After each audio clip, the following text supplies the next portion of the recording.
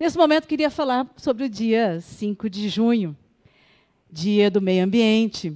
E nós, em Registro, nós do Vale do Ribeira, não tem como não tratar desse tema. E esta casa, que já demonstrou desde o início preocupação com o meio ambiente, quando foi apresentado o projeto de IPTU Verde, quando apresentada a preocupação da poluição sonora com os fogos de artifício, enfim, em vários momentos essa casa já demonstrou essa preocupação com o meio ambiente, e eu realmente quero dedicar alguns minutos para tratar de um tema importante, porque moramos numa região nada mais nada menos que tem, né, quer dizer, que a gente conserva mais de 20% do que há de Mata Atlântica do que restou no Brasil. E é a maior área contínua, ou seja, a maior área de mata contínua do Brasil está aqui. E, ao contrário de que muitos acham que isso atrapalha o desenvolvimento, nós temos uma riqueza ambiental, do ponto de vista da biodiversidade, que é considerada mundialmente, se não maior, igual à biodiversidade da Amazônia. Temos a biodiversidade, ou a riqueza das populações tradicionais, os indígenas, os quilombolas, os caiçaras, os ribeirinhos, as populações de agricultores familiares, aquilo que nos diferencia. Eu brinco com meus filhos, adolescentes, que ninguém vem para um turismo, por exemplo, que é um grande potencial nosso por conta do meio ambiente, para visitar as duas torres de registro, os dois prédios, ou para visitar o shopping center. Prédio, shopping center tem em qualquer lugar, e com certeza melhores que o nosso. O que nós temos de diferente é que é a nossa riqueza. O que nós temos de diferente, que é a biodiversidade do Vale do Ribeira, é que nos dá esse potencial incrível do ponto de vista de turismo, incrível do ponto de vista de manejo dos recursos naturais. As universidades têm estudos e tem muito que avançar para transformar isso que a gente sempre falou, na riqueza ambiental, em pão na mesa para as pessoas. Acho que refletir sobre o meio ambiente é fundamental, porque já não passa mais pela cabeça de ninguém, os mais estudados ou os menos, de que os recursos ambientais sejam infinitos. Ao contrário, aquilo que nós temos de mais rico está aqui, a água. A água se torna cada dia mais um bem precioso, porque uma parte significativa do planeta não a tem. E para falar não do planeta, falar aqui mesmo de São Paulo, aqui do Brasil, nós temos o Vale do Ribeira, o Rio Ribeira com esses projetos de transposição de água para a Grande São Paulo. Há de se tratar isso com seriedade para voltarmos a falar em compensação por esta cessão do nosso bem, que é a água, para a Grande São Paulo. Não podemos, se por um lado nós temos que preservar isso, é bastante importante, por outro lado nós temos que valorizar esta riqueza e voltar a discutir, repito, com seriedade, a discussão da compensação pela transposição do Rio Ribeira de Iguape. E por falar em Rio Ribeira de Iguape, perdemos uma oportunidade ímpar, porque, olha, desde 2008 vem rodando esse projeto, 2008 para 2017, quer dizer, 9 anos, onde o Rio Ribeira vinha sendo discutido pelas comissões, discutido no Brasil e no Congresso, para se transformar patrimônio da humanidade. E isso foi jogado no lixo, nada mais, nada menos, pelo deputado eleito pela região. Ele era o relator do projeto. Inicialmente, o relator era o deputado Paulo Teixeira, o projeto é de autoria do Ivan Valente, e quando da votação, o ano passado, já na condição de atual relator, o deputado Samuel Moreira vota contra esse projeto, rejeita, na verdade, ele acolhe o relatório do relator que ele substituía naquele momento, na Comissão de Minas e Energia, e vota contra e rejeita o relatório. Uma grande perda para nós que falamos do Rio Ribeira com verso, prosa, poesia. Tem que falar concretamente a hora que a gente precisa desse rio preservado, a hora que a gente precisa desse rio sem barragens, a hora que a gente precisa desse rio com seriedade na hora de explorar os recursos minerais, como areia. Ou será que ainda vamos continuar trocando apoio por ticket de areia?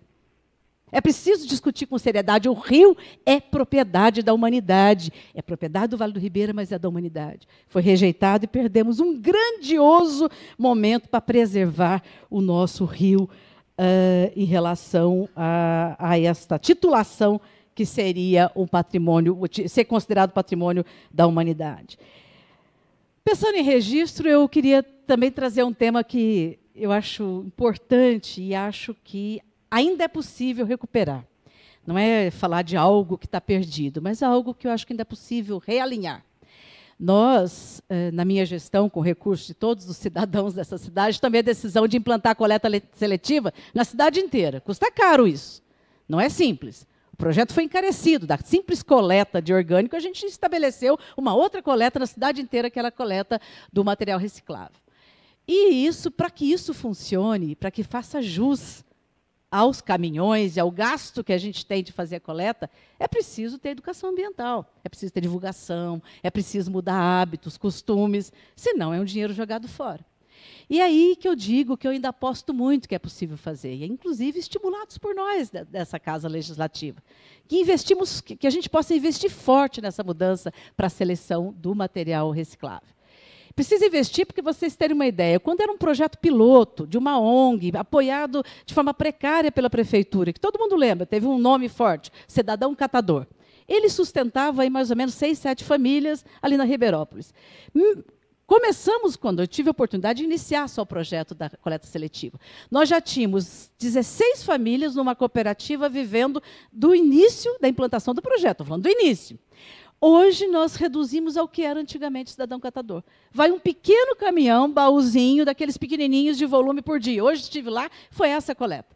Sendo que nós tínhamos antes 4 a 5 vezes o depoimento das 8 famílias que sobrevivem na cooperativa desse material. Então, eu queria dizer mais no sentido propositivo aqui, de que a gente possa ampliar a divulgação, a educação ambiental, escolas, bairros, enfim, as diferentes formas, investir financeiramente nisso, porque isso é bom para o meio ambiente e, falando da cooperativa, isso é bom do ponto de vista de geração de emprego e renda. Eu dizia, eram 13 famílias no início da implantação do projeto. Hoje reduziu para 7 ou 8, e com uma renda muito menor. Eles não estão tirando mais do que R$700 hoje, que já chegamos a mais de um salário mínimo e meio anteriormente. O aterro, nosso aterro controlado, aterro sanitário, que avançamos muito, mas ainda é um tema que nos desafia, porque a adequação custa muito. Outro tema que nós temos que conversar. E preservação ambiental e coerência, né, são temas que, para nós, gestores públicos, tem que andar muito perto.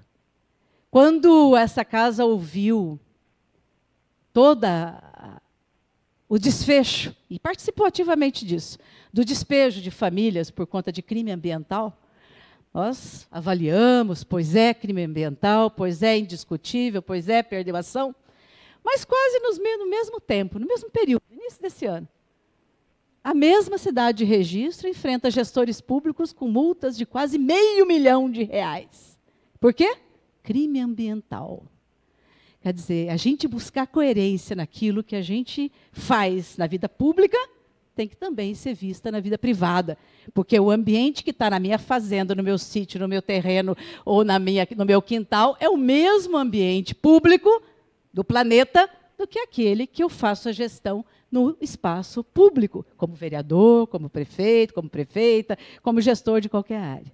São contradições.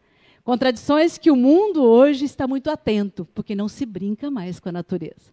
Nós estamos falando de água para os nossos, não é mais para os nossos bisnetos, é agora, da escassez agora de recursos naturais. A desertificação, ainda nós temos uma vantagem muito grande, porque, eu repito, a nossa riqueza enquanto região, eu entendo que está na nossa diferença, não na nossa igualdade. Por isso que eu sempre falo, né, e vou voltar a dizer aqui, shopping center tem em todo lugar, e o nosso nunca vai ser igual ao dos grandes centros.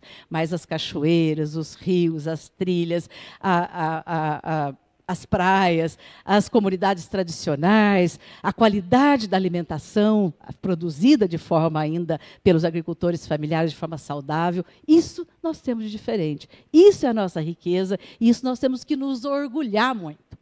E nos últimos anos, nossa região também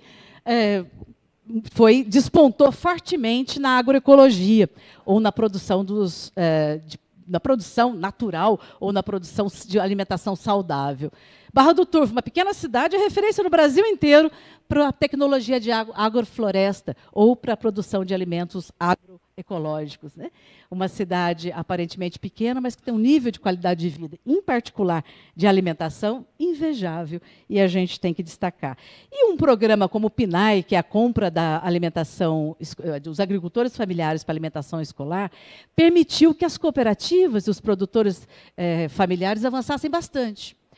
E, se não para o PNAE, mas quem não conhece, por exemplo, a ostra de Mandira, né, famosa lá na Vila Madalena. Pois nós temos que nos orgulhar disso, como a gente se orgulha da nossa bananicultura. Nós temos que valorizar essas questões da nossa região. Meio ambiente, Vale do Ribeira, biodiversidade, comunidades tradicionais, acho que são temas que eu não poderia deixar de passar, mesmo que en passant, de discutir, porque é isso que nos diferencia, essa que é a nossa fortaleza, e é isso que tem que nos manter extremamente alertas no momento agora.